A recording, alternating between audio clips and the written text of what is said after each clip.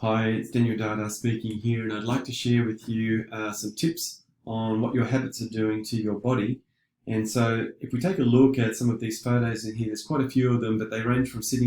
various sitting positions, where the legs are off to the side, the body's tilted to one side, the legs are again off to the side in here, with the body leaning over to that side, leaning on an armrest and leaning away, resting elbows on. So there are a number of habits, as you will see now, where people are doing certain things in certain ways, and what typically occurs with those things are to sort of be investigated during consultation and how it all applies to your scoliosis. But just to give you some idea as to how we work and how we think here in the clinic, putting your heel up on the chair like this and or tucking your foot under as well is typically going to affect your lower lumbar spine, and putting your arm around your knee like this will actually start to involve the upper thoracic spine. Leaning over to one side as well will typically translate the body over to one side and either compress it on that same side that's on the concavity or push the spine further over and to that left hand side in there. Kids, especially younger kids, when they're sitting next to their mum and dads on lounges or chairs,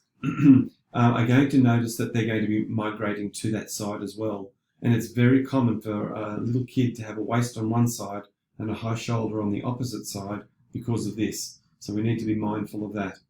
Again, resting on armrests or leg crossing and putting elbows on tables are going to cause bumps in the shoulder blade in this area in here. And so if we take a look at what's going on with regards to leaning and or hiking the shoulder, or sitting with legs across to one side and actually sitting more upright, that's going to compress the side, especially this photo in here will compress the side on that side and cause the body to lean over to that side. Again, migrating away will actually create more of a crease on that right lower waist, and that will actually create, not a crease on the right lower waist, but will actually give you a concavity on the right hand side in the lumbar spine as well. So these areas and many more aspects of the scoliosis as well are going to affect different parts of the body, and there's head issues in here and rounding of the spine here. Again, a fairly common position as well, but can actually rotate the upper body, and pen grips are very important, how you hold your pen, and sitting in attitude positions or even dancing in those attitude positions, and sitting with a heel to the floor. So it's just a basic introduction, and I've tried to give you some tips in there as to what will actually occur in the spine when you're in these positions. But obviously there's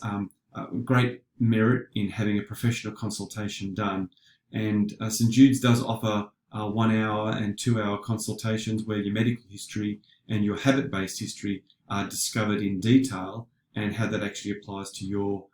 spinal presentation. So this is Daniel Dada from St Jude's Clinic. If you are interested, by all means, please make access or contact our clinic via details in the description items left below.